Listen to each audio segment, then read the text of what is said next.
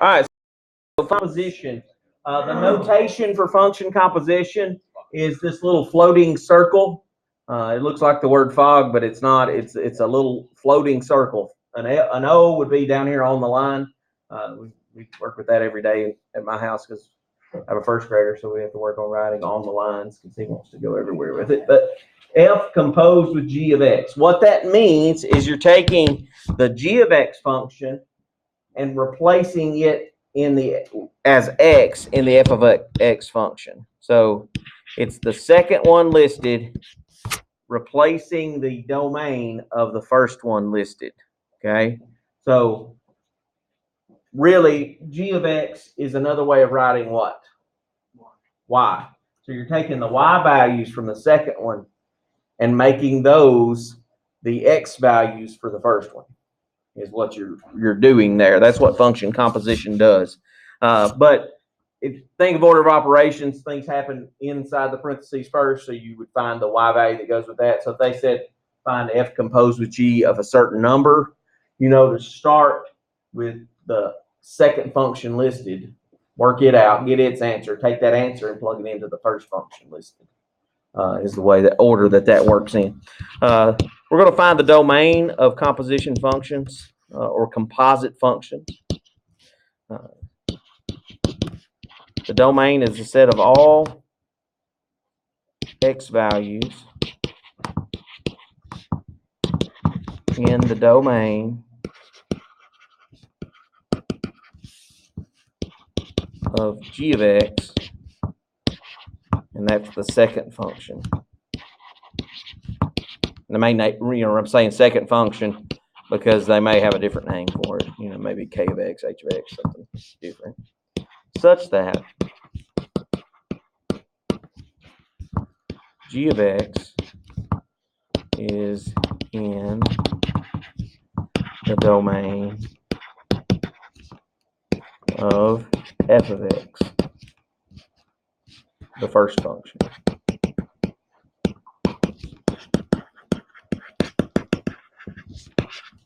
Okay. So we're going to work on finding composite functions and then finding the domain of those as well. And this is kind of like rational functions, kind of makes sense that it would be right after it, in that you finding the composite function doesn't necessarily get you all of the restrictions on the domain. A lot of times it does, but there are enough instances that it doesn't get you the entire domain because something's simplified out. So we've got to do domain kind of as a separate thing before we find the composite function. Well, you don't have to necessarily do it before, but you've got to kind of follow a certain process to do that. So finding the domain of composite functions is not quite as straightforward in every case as it is in some cases. So let's just take a pretty easy one to start with, and then we'll kind of ramp it up to a little more fun. So f of x is 2x squared minus 3, and g of x is just the plain linear function 4x.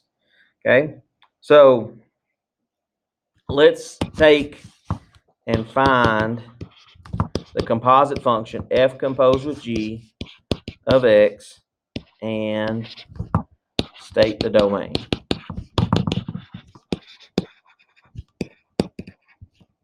All right, so we're going to find the domain before we find the composite function. The composite function is the easy part here, so we're going to find that domain first. What you want to do is you want to find the domain of each individual function. So domain of f of x and domain of g of x. Okay. What do we look for when we're trying to find domains of functions or equations? Any red flags? What red flags are you referring to? The denominator. Denominator, what's the denominator got to have to be a red flag? An x in the denominator. So that's one red flag that can exist. What's the other one?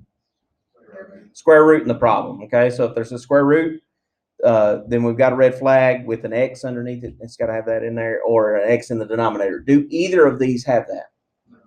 No. So there are no red flags on either of these functions. What are the domains of those two functions? All real numbers. Okay, so that makes this one a little easier because the domains are all real numbers for both of those. Okay, what that tells us, if there's no restriction on either of those, will there be a restriction when I put them together with composition? No. So the domain of F composed with G of X is going to be from negative infinity to positive infinity, all real numbers, whatever you want, however you want to write that, using interval notation because I like it better. Now, no restrictions on either, no restrictions on the composition. That's pretty easy and straightforward there. Let's find that composition function, F composed with G of X. Remember, that means take the G of X function and replace X in the F of X function.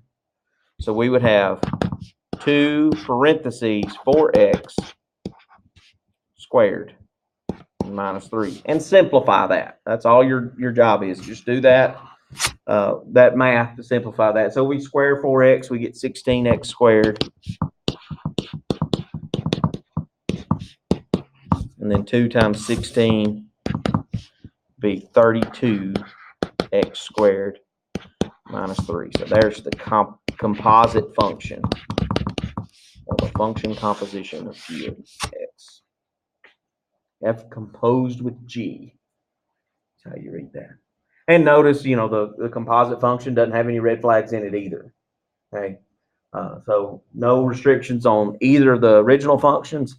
Then the composite function was not going to have any restrictions on it either, or any red flags.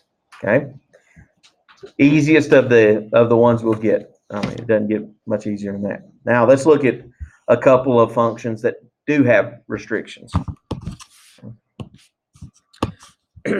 Same instructions. We're going to find the composite function and state the domain. So let's get a couple of them that have restrictions. 1 over x plus 5. And G of X is, let's do 4 over x minus 1. So that's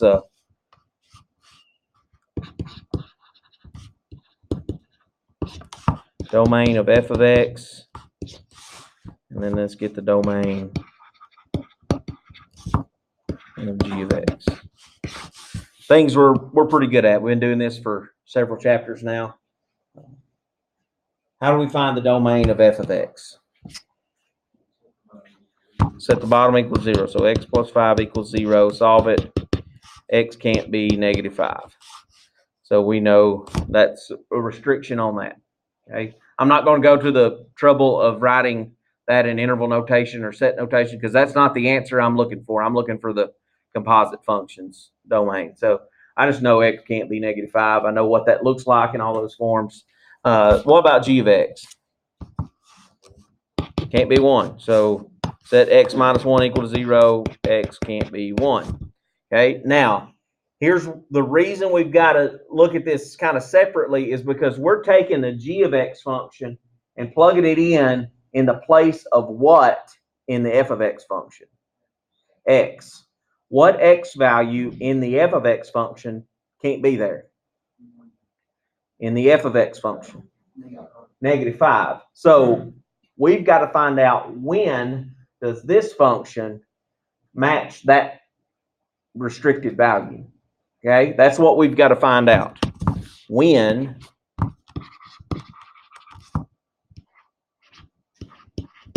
does G of X equal negative 5? So if there's a restriction on the first function that's listed in the composition statement, so F composed with G, F is the first function. If there's a restriction on it, you've got to find out when does my second function match that restriction. Okay, so when does G of X equal negative 5? Well, that looks like an equation, doesn't it? I can take G of X at 4 over x minus 1 and set it equal to negative 5. G of X equals negative 5. If I solve this, it's going to tell me what x value from G of X messes up F of X. Okay, so how do I solve that? Yeah, multiply both sides by x minus 1. It's going to give me 4 is equal to negative 5x plus 5. Now what? Subtract 5. Negative 1 is equal to negative 5x. So x can't be positive 1/5, right? So not only do we have the restriction that x cannot be 1 from g of x, we also have the restriction that x can't be 1/5.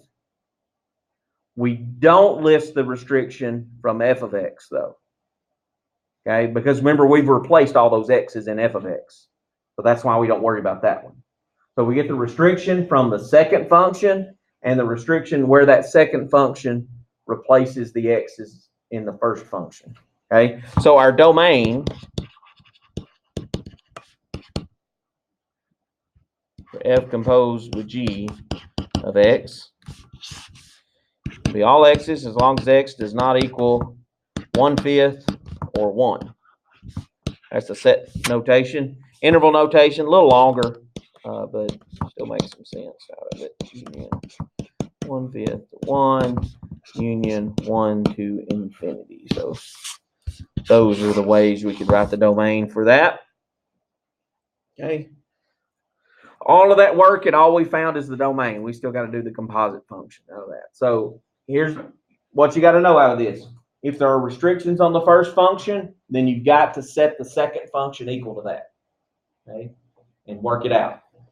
That's where you're going to get another restriction possibly.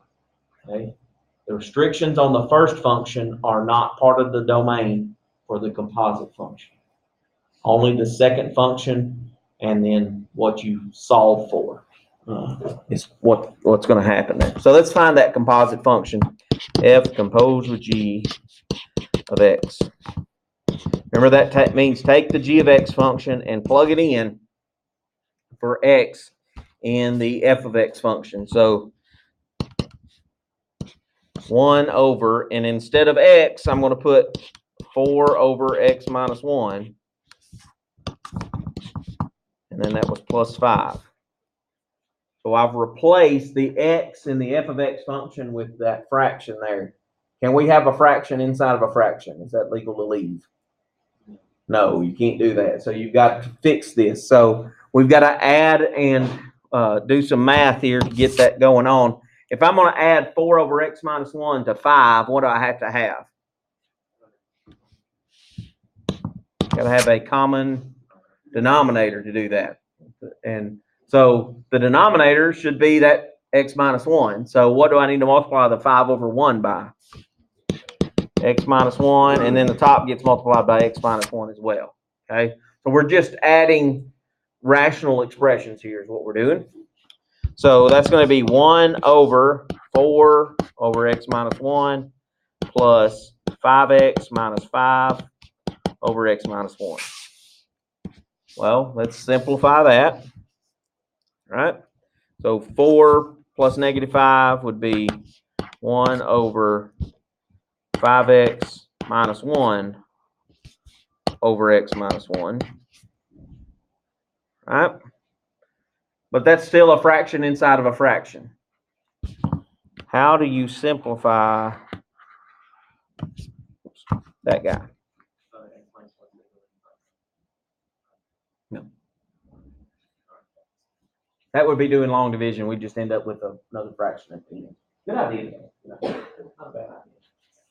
Think a little simpler, though.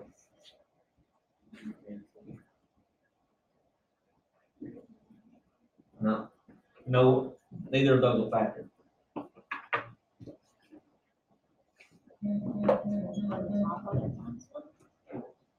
Almost.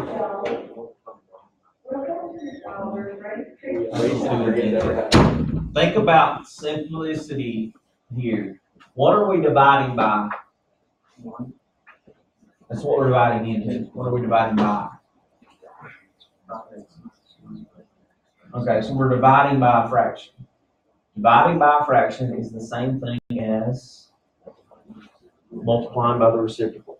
And so dividing 1 by this fraction is the same thing as multiplying 1 by the reciprocal of that fraction.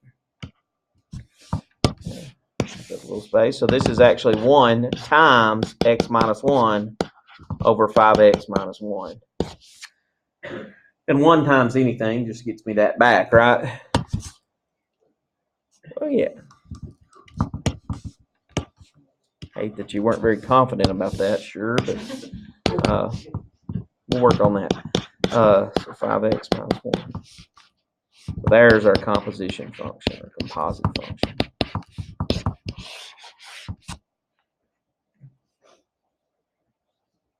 That, anytime it's rational expressions, that multiplying by the reciprocal on the bottom is going to be your ticket out of the complex fraction. That's what that's called, is a complex fraction, because it's a fraction inside of a fraction. That makes it complex, right? So the ticket out of that is to multiply by the reciprocal of the denominator.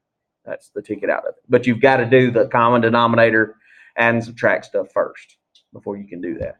Because we want to turn the denominator into one fraction so that we have one fraction to flip and multiply by. That's what we've got to do if it's a rational function. Not all of them are rational. Some of them are like this one. And we have f of x is equal to the square root of x plus 3. And then g of x is equal to 2x plus 5.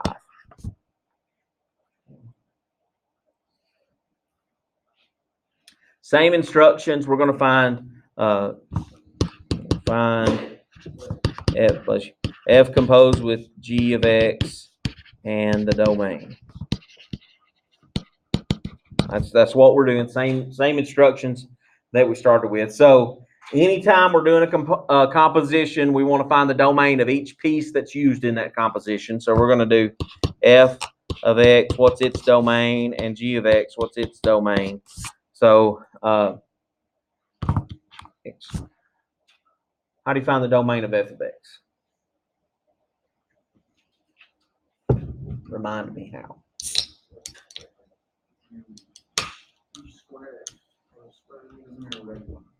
It is a red flag, but no, you don't square it. No, it's the What kind of numbers can we take the square root of? And positive numbers and can't take the square roots of negatives. What's that give us? Imaginary numbers. So that's where we leave out the negative numbers. So if we leave out the negative numbers, what numbers are left? Positive and 0. So we take what's under the square root and set it what? Not equal to 0. If it's less than or equal to 0, that would mean negative numbers. Yeah, greater than or equal to 0. And solve that. X has got to be greater than or equal to 3 for the first function. Are there restrictions for the second function? No. So it's from negative infinity to positive infinity. So what question do we have to answer to find that? When does g of x do that? Yeah, that's what they're saying there. When does g of x get greater than negative 3? So when is g of x greater than negative 3? Greater than or equal to, excuse me. So g of x is 2x plus 5. And is that greater than or equal to negative 3? And we just set that inequality up and solve it. And this is going to give us the domain of our composite function. Okay. So subtract 5, 2x greater than or equal to negative 8. Divide by 2. X has got to be greater than or equal to negative 4. So our domain of f composed with g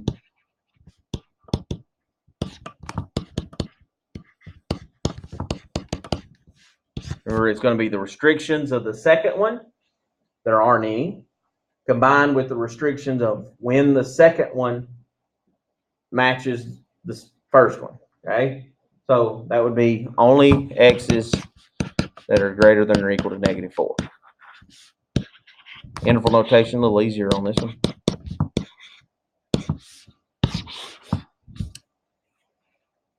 X has got to be greater than or equal to -4, or from -4 included all the way up to infinity. All right. The composition of that, not too difficult to do. Actually easier on this one than the other one for sure. So we're taking g of x and replacing x in f of x. So we're taking this piece and putting in for x there. So that's really simple. Square root of 2x plus 5 plus 3. And then we're just going to simplify that if possible. And it can be. There's some like terms on the inside there. 2x plus 8. Normally, not a lot of simplifying that can happen in a square root function.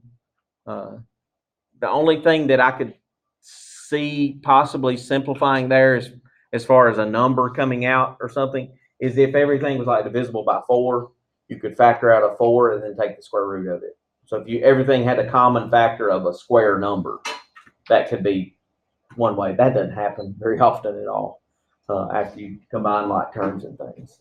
So you can look for those things, but most of the time your square roots aren't going to simplify too much other than just like terms out of that.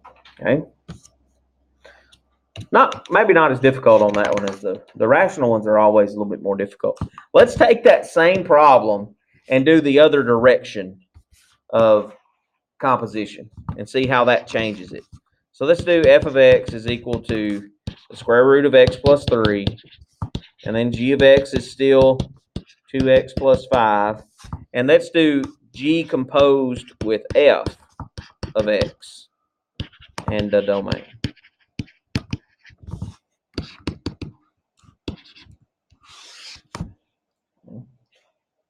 So we've already done a lot of the hard work here. We know that the domain of g of x, since it's the first one listed, is negative infinity to positive infinity. That's nice. Domain of f of x we've already found. We know x couldn't be, or x had to be greater than or equal to -3. That's what we found for the domain of f of x. Now this is now the second function. Okay. Are there restrictions on the first function? No, there's no restrictions here. That's all real numbers, right? So if that's all real numbers, then we don't have to do the extra work of when is the second one equal to the restrictions of the first one. Okay, because there's no restrictions on the first one, there's nothing to set it equal to or greater than or equal to or anything like that. So this becomes the domain of the composite function. It's the only part to it. So the domain of f composed, or excuse me, backwards, g composed with f of x is going to be all x's as long as x is greater than or equal to -3. -3 to infinity. So a little easier there because we don't have any restrictions on the first function. The only time you've got to do that extra step is if there's restrictions on the first function listed. That's the only time. It happens quite often, but it doesn't happen every time. So you've got to look at that. So let's get the composite function for those two. So g composed with f would be taking f of x and replacing x. So that'd be 2 radical x plus 3, and then plus 5 on the outside. There's nothing you can do to that. There's your composite function for that problem, because there's nothing you can do to simplify that. You would never want to distribute the 2 into the square root, because if you did, you'd have to distribute it as a 4. And that's quite confusing. So don't do that. Doesn't make it any better. All right, a couple more. Let's do one that's mix and match. It isn't all rationals, isn't all square roots, but a mix of some stuff here. h of x, just changing up letters because I'm bored, x squared minus 5x plus 7. And then let's do k of x is 3x over x minus 2. And let's find h composed with k of x and the domain. All right. So the composition statement says h composed with k. So h is the first one, k is the second one. Okay, so we got to find the domains of those individually. So the first one, h of x. Are there any red flags on h of x? No square roots, no x's in the denominator, so it's negative infinity to positive infinity. That's the first one. If there are no restrictions to the first one, am I going to have to do that extra step? No. So I know right now that once I find the domain of the second one, that's going to be the domain of the composite function. And that's what you know when that happens. If the first one has negative infinity to positive infinity, you know the domain of the composite is going to be whatever the domain of the second one is. So k of x has a domain where we said x minus 2 equals 0. X cannot be 2. So the domain of h composed with k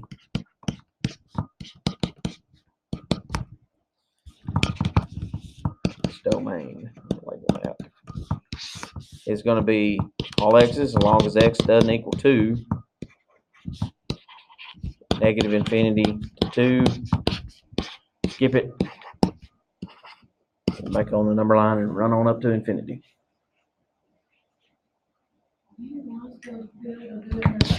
Both forms, yeah.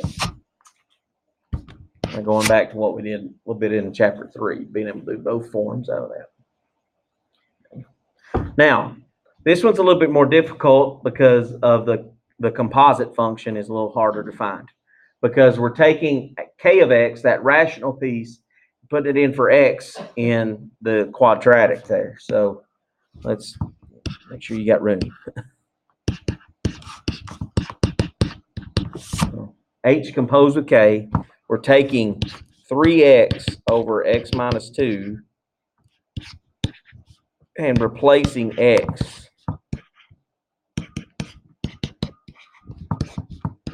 And we're going to try to simplify it as best possible. So order of operations would tell me do the squaring first. So if I square 3x, that's going to be 9x squared over x minus 2 squared. And then I'd have minus 15x over x minus 2 and plus 7. But I want to simplify that a little further because it looks like 3 separate pieces, and I want to write it as one piece. So to put those 3 things together, what do I need? Common denominator. What would the least common denominator for these 3 pieces be? X minus 2 squared is the right thing there. This one has x minus 2. This one also has x minus 2. This one has 2 of them, so we need at least 2 of them to make it work. So this one needs another x minus 2. So I'm going to multiply bottom and top by x minus 2. That's going to be nice because it's going to create a like term that we can put together. And then the 7 is over 1, so it needs both of them.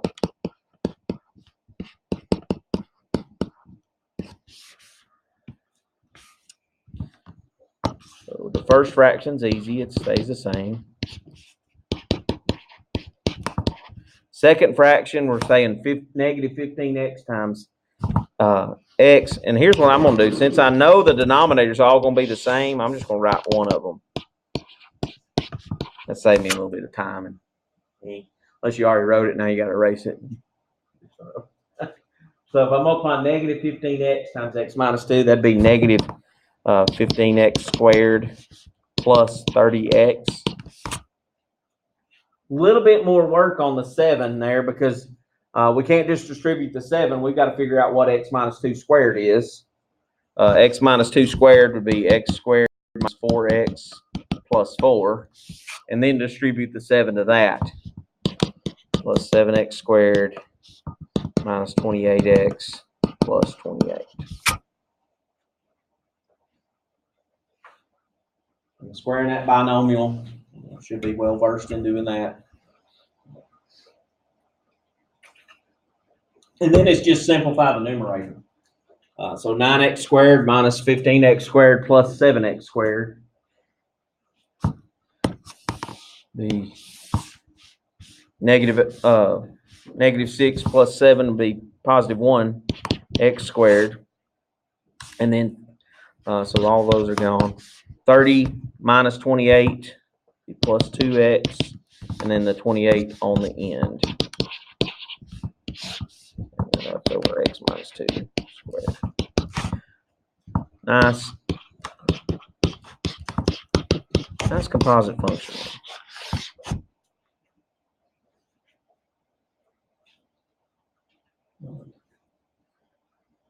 Again, the domain, the only piece, we had for domain was x couldn't be 2. Look at our composite function. That's the same restriction there. We can see it in the composite function, but we got to go through those steps to make sure that there isn't something we're leaving out that would get absorbed when we simplify. All right, one more. Let's take those same two functions and go the other direction.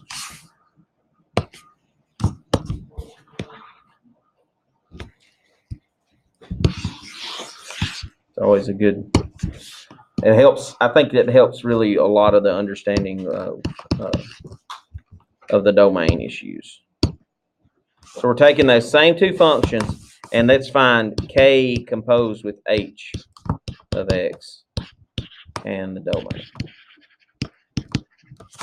Okay.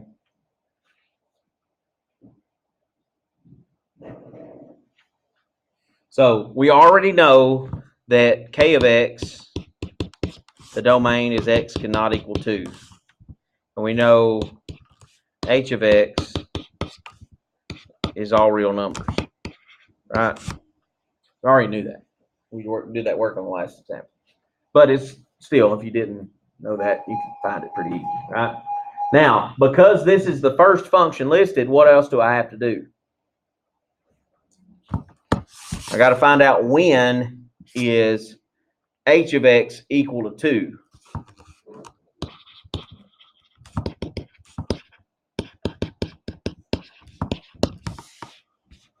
So if we got to set up the quadratic x minus 5x plus 7 equals 2. Now, for 2 class, we've been doing quadratics for far too long. And so we're finishing them up this week. How do we solve that? We can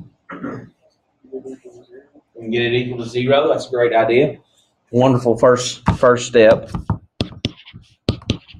So it'd be x squared minus 5x plus 5 is equal to 0. And then what are our options for solving from there? We could try to factor that. Is there anything that multiplies to be 5 and adds to be negative 5?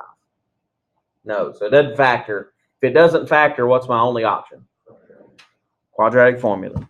So x equals negative b plus or minus vertical b squared minus 4ac divided by 2.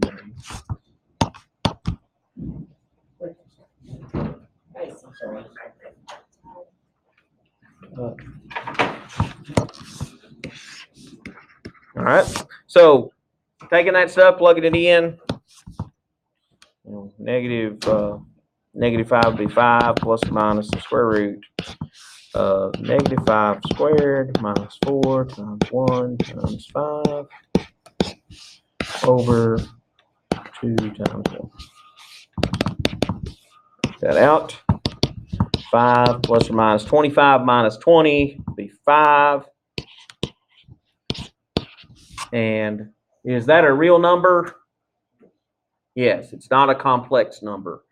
Okay, that's what we're after there. We know that this is, those are decimal numbers that are nice and ugly, but they're decimal numbers and they work. So we would know that those are the strict restrictions on the domain of the composite function. Okay, so composite functions domain. K composed with H of X. That's how I wrote it, wasn't it? Yes. Its domain is X cannot equal 5 plus or minus the square root of 5 over 2.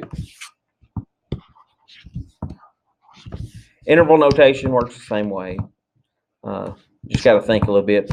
5 plus the square root of 5 over 2 is going to be the bigger one. 5 minus the square root of 5 over 2 is going to be the smaller one. So 5 minus the square root of 5 over 2 union 5 minus the square root of 5 over 2 to 5 plus the square root of 5 over 2 union, and that ain't getting stuff no fun. Takes forever. And then 5 plus the square root of 5 over 2 to infinity. So there is our domain in both accounts. And then the composite function, much easier on this one. Not a whole lot of work at all. So we're going to take 3 times x, but instead of x, we're going to put x squared minus 5x plus 7 over x minus 2. So that's going to be x squared minus 5x plus 7 minus 2. And then we're going to simplify that,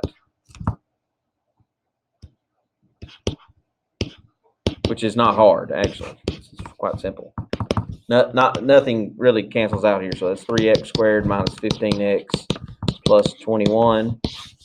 And then negative 2 and positive 7 come together to be x squared minus 5x plus 5. Notice that denominator is the same one we just solved by quadratic formula.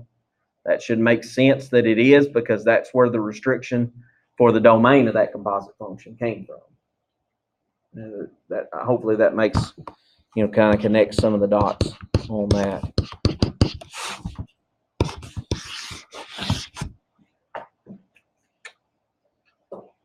Takes a little bit of practice here for this. We skip a few problems in this section. Page 404, 9 through 44, then skip to 67 through 70 on that. So just a few problems in there, Shelby.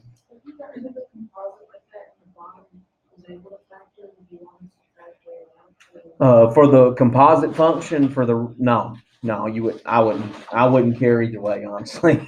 If you did, great. I guess you probably should look to see if it would, to see if the top would factor and something might cancel, but it most likely won't. Okay. All right, JC, you can take the floor now.